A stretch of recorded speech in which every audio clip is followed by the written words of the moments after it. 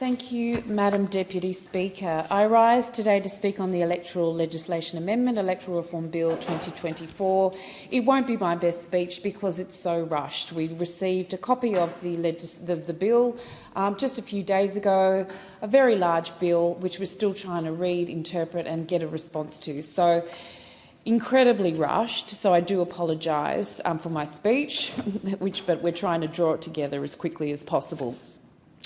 Like so many of my colleagues on the crossbench, since I arrived in this place, I've been calling for improvements to our electoral laws, specifically to shine a light on the problem of the private and corporate money in politics.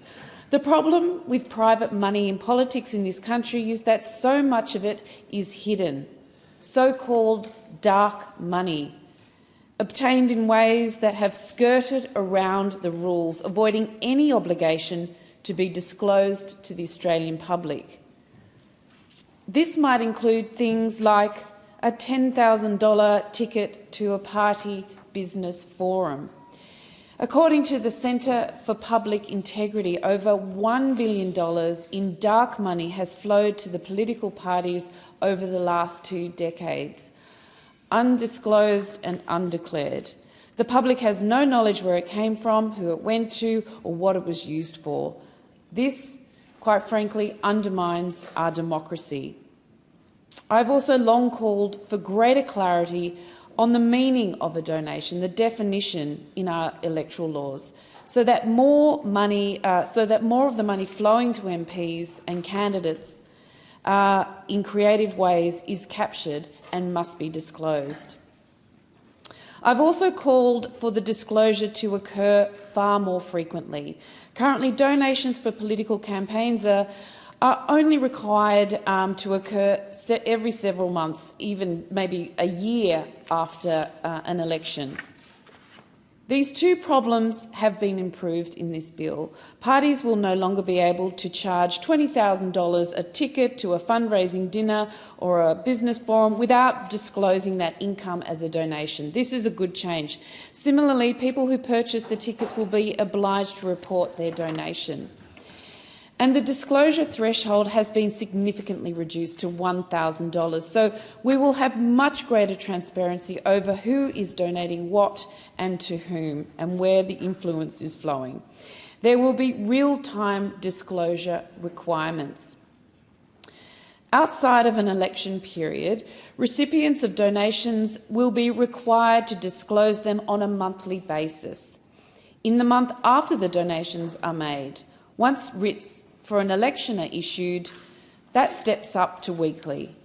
And in the 7 days either side of an election, disclosures must be made within 24 hours. These changes are a broader definition of what constitutes a donation, a reduction in the disclosure threshold, and more frequent disclosures are welcome. But they could have been done much earlier.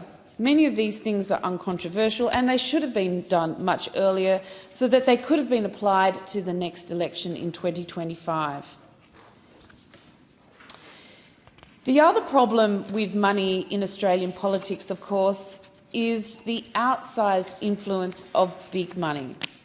Let's just name the problem. At the 2022 election, Clive Palmer spent $123 million and obtained 1 seat in the entire parliament. He outspent Labor. Wealthy individuals should not be able to buy a seat in parliament. Donation caps should absolutely be implemented so that wealthy individuals and corporations are not able to sway or undermine our democracy. But it is imperative that the donation cap is not set so low that new entrants who are not part of a major party are not able to raise enough money to be competitive with a major party candidate. In particular, because major party candidates will be able to benefit from an additional nationwide expenditure cap of up to $90 million, which parties will be free to spend in marginal seats. This is the biggest problem with this bill by far. The fact that party candidates, in addition to the $800,000 spending cap per electorate, will have the additional benefit of nationwide spending caps. A new community independent challenger has no such nationwide allocation. So this $800,000 expenditure limit must be considered in the context of other changes which enable the parties, but not independent or minor party candidates perhaps, to move money around the country, to spend in electorates of their choosing, for example, marginal electorates. I'm going to go into a bit of detail now because it's quite complicated, these two different types of spending caps, but because the Australian public deserves to hear about it. Here's how it's unfair. The parties have a national spending cap of $90 million. That is the maximum amount they can spend on an election in 1 year. Remember that per electorate spending cap of $800,000. That $800,000 is for targeted electoral expenditure, where the name of the candidate is specifically used. In a nutshell, electoral expenditure is targeted if it goes out to voters in a particular electorate and expressly mentions a candidate or includes their likeness. Here you can think of posters, ads, billboards, T-shirts and the like that say, vote one, say Sophie Scamps, or have a picture of me on them.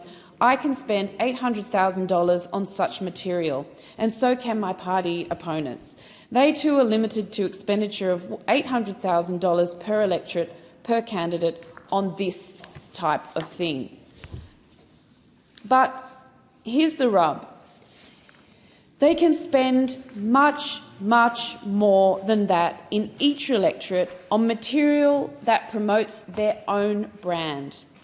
They can have ad after ad after ad that says, vote Labor or vote Liberal, vote Labor to cap international student numbers, vote Liberal to cap all immigration. If it doesn't specifically name the candidate, they've got a cap, expenditure cap of up to $90 million. All those brands, Liberal and Labor, extremely well known and very powerful. They are incredibly powerful, and it's brand advertising, brand-based marketing, pure and simple. The brands of these two major parties, how can you compete with that? As I mentioned, the parties will be subject to national expenditure cap of $90 million. Unlike independents, they generally don't raise money for particular electorates. Rather, someone usually donates to the Liberal or Labor Party and it goes into a big pot. The parties are then allowed to move that money around the country at will, so it's available to be spent in any electorate. It's well known and makes sense that parties are strategic about where they spend their money at each election. They might, for the sake of the argument, be really worried about maybe 30 electorates that are marginal. 30 electorates where they will need to spend more than in other, say, safe seats. So let's assume they spend on average $100,000 in electorates that are either safe or which they know they have no chance of winning. That's $100,000 in the remaining 122 electorates. When you put that all together, that equates to $12.2 million. That $12.2 million comes off their national cap, leaving them with $77.8 million to spend on the 30 seats, the 30 marginal seats that they are targeting, that they are really worried about. That's around $6 million in each of those target seats. $6 million versus $800,000 that the independents will be limited to. Please explain to me how this is a level playing field. Yes, the parties will be limited to $800,000 on targeted electoral spending. But in the strategic spending scenario, they'll be free to spend an additional $5 million. We're just going through the motions here, but on Vote 1 Liberal ads or Vote 1 Labor ads. $5 million extra promoting an already very powerful brand. This is, of course, astoundingly unfair. It is an insurmountable hurdle in the way of new challenges. Spending caps are simplistically appealing. I understand that. But until we can design a system where spending caps interact with each other, with other rules, in a way which maintains the ability of independent challengers to compete, we are only doing harm to our democracy. There is a raft of other problems with this bill that my crossbench colleagues have addressed at length. They include the unfair administrative cost payment for incumbents, the nominated entity advantage of major parties, the lack of clarity around how things like membership fees and levies on MPs and party members will be dealt with. The list goes on. Unfortunately, the problems with the way in which the government has gone about this bill mean that, as of right now, my team and I have not had nearly enough time to properly analyse either the intended or unintended consequences of this bill. And I do understand that the intention of this bill is to take away the influence of money, but it is particularly the unintended consequences which are of grave concern to me.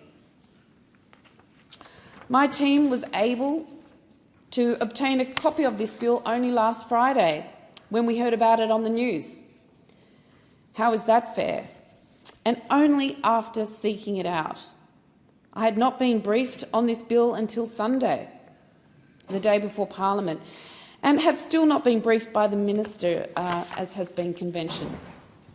The government is bragging about how this bill is the biggest reform to our electoral system in 40 years, yet they have not released an exposure draft.